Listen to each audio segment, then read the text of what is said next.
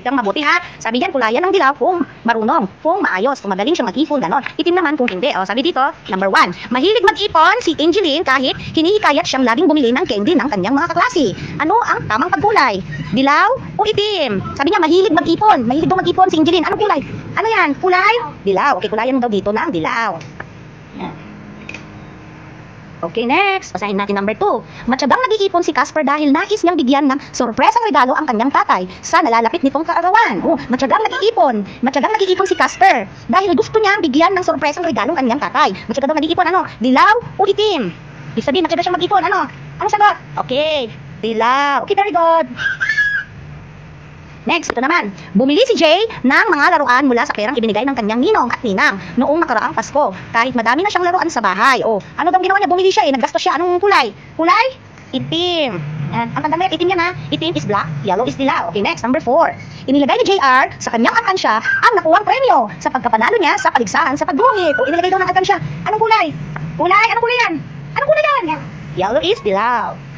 Okay, next, number 5. May sakit ang kuya ni Leandro at kailangang dalhin sa ospital. Ibinigay niya ang perang naipon niya sa kanyang magulang upang makatulong. O, diba? Maganda o hindi. May sakit si kuya, Leandro, at kailangan dalhin sa ospital. Ibinigay sa kanya ang perang naipon niya sa magulang. Anong kulay? Okay, dilaw. Okay, very good. Okay, perfect. Okay, next. Okay, so ano yung paano mo sila tayo? Wala yung dilaw, hindi iba kung ang larawan ay napakita ng papalaga sa kapatid. Okay, dilaw, hindi. Ano dito dito dito. Oh, udah. Dito.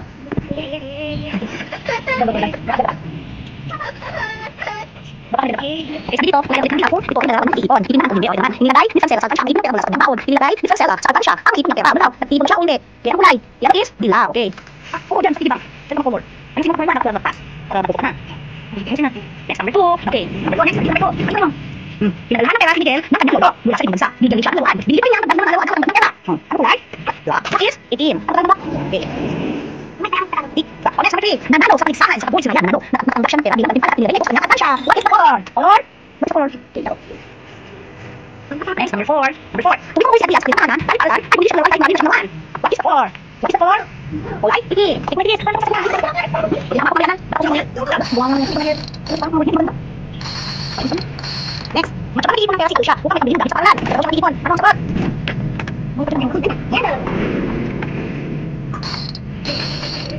Okay, next tayo. Next on. Pulis naman mabilis. Huwag ka sila. Huwag ka sa ano? Basta. Huwag na magiging malakas dito. Sige, nakakapagod yung mga susuyat na tuturo, nagluluto, naglinis.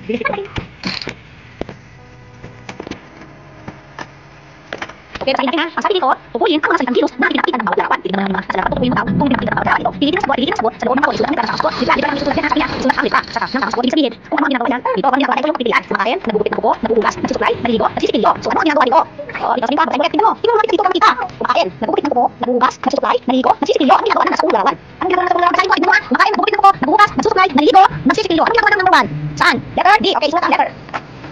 Ano yan? Nasa gitna, ulitin mo, nakasagot na yung sagot. Ayusin mo, ayusin. Nakatulong naman. Higit mo yung letter, sa isip. Ibig sabihin, yung sagot mo. Ano sagot ng number 1? Letter D. Naliligo. Okay. Higit mo, gitna. Oh, dyan. Next. Yan, next. Lipat na yung sagot. Oh, anong ginagawa ng number 2? Anong ginagawa niya? Anong ginagawa niya? Okay, basahin ko. Kumakain, nagugupit ng buko, naguhugas, nagsusuklay, naliligo, nagsisikilyo. Anong sagot? Anong letter? Letter D. Anong ginagawa niya? Naguhugas, basahin ko. Kumakain, nagugupit ng buko, naguhugas, nagsusuklay, naliligo, nagsisikilyo. Letter? Oh, no, naliligo rin. Letter? Ano ito yan? E. Ano ito yan? Okay, next. Anong ginagawa niya? Anong ginagawa niya? Nagugupit, ulitin, kumakain, nagugupit ng buko, naguhugas, nagsusuklay, naliligo, nagsisikilyo. Anong sagot, letter?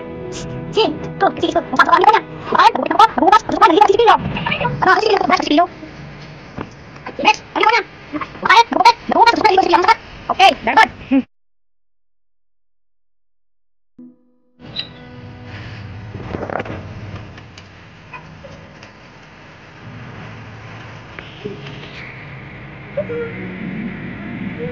You are grade 1 and you are 6 years old. Kaka-6 mo lang noong June. Bata ka pa nga, dapat marunong ka na. Okay, basahin natin ang sinabi dito. Kulayan ang larawan na nagpapakita ng paborito mong laro at pampalakasan. Kukulayan mo daw yung paborito mong laro at pampalakasan. Oh, alin dyan ang paborito mong laro at pampalakasan? Alin dyan ang paborito mong laro? Ika na. Yung mga paborito yung mga gusto mo ano ba? Okay, yan. Tapos ano pa? Oh, tapos? Lalaki yan ito babae. Saan ka dapat dyan?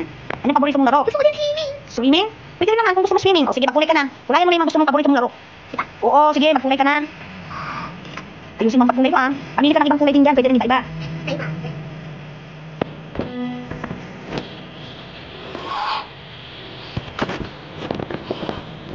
Yan. O sige, ano pang kulay? Okay. Dito kasi kulay o baliktad ka naman. Isa mo mga kulay. Dali mo kasi. Dali dalawa ka pang gagawin. O, dami pang gagawin. O, tapos tayo. Dami pa ba o. Okay, ano pang paborito mo?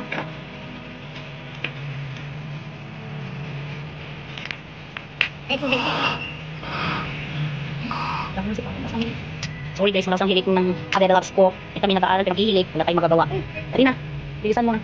Kasi hindi pa makaluto. Mayroon pa gawa ng content, pwede yun, ano. Okay, next, ano pa? Tapos na yung pink. Tapos na yung pink color, anong color pang gusto mo? Ibang color naman. Tapos na yan, oh. Ang dami mong paboritong laro ha. Iyon, pares din, ay iba yan, malas akin, palas. Okay, sige. Galal ng ball. Alam ko na kasi nga po eh. Nagpupunta ako sa bahay nila. Nagparang standby. Yung penguin. Sige. Ano ba?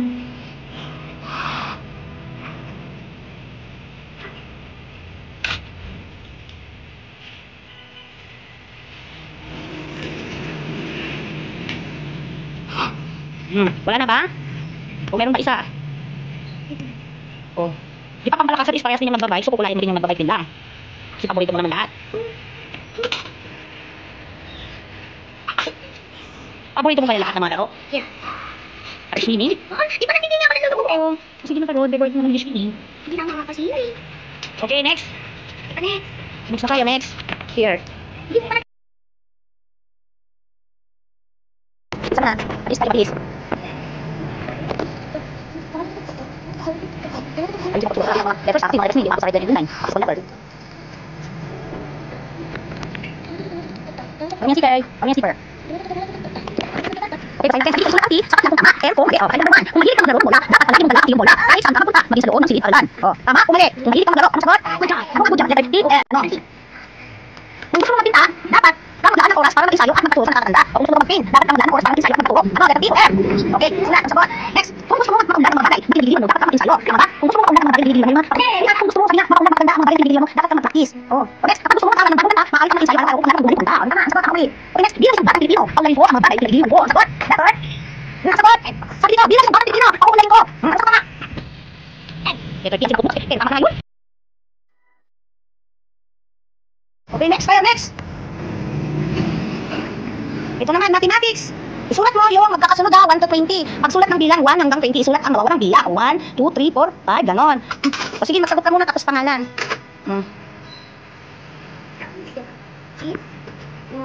Bilangin mo muna doon para na mo susunod. 2, 3, 4, 5, 6,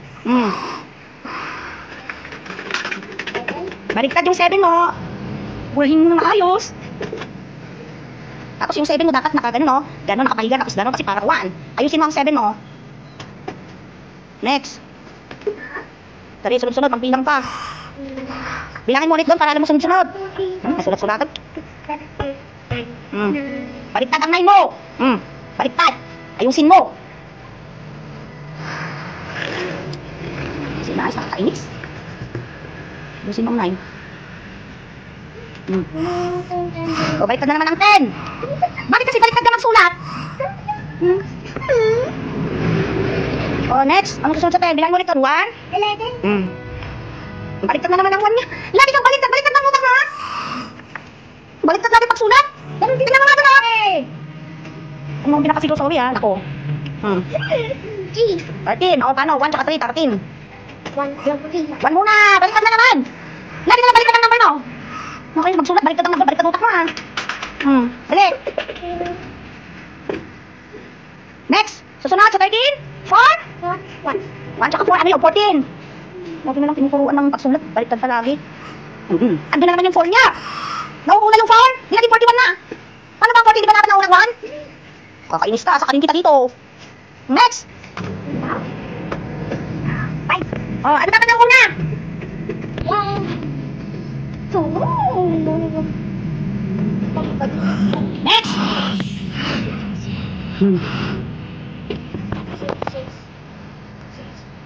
Next. 17. Baliktad yung 7 now! Ang sakit yung sakalin! Isa pa! Ang bugit-bugit ang sulat na, bubura-bura, babalik pa rin na naman. Susunod sa 17! Hindi ko alam kung babaliktad pa yung 8 mo. Next! Makabaliktad na naman yung 9 mo ha. Yan yung 9 oh. Magiging baliktad na naman. Bilanin, mag-umpisa doon. 1, 2, 4, 5, 6, 7, 8, 9, 10, 11, 12, 13, 14, 15, 16, 17, 18, 19, 20. Okay, very good. Tapos ang kanyang worksheet.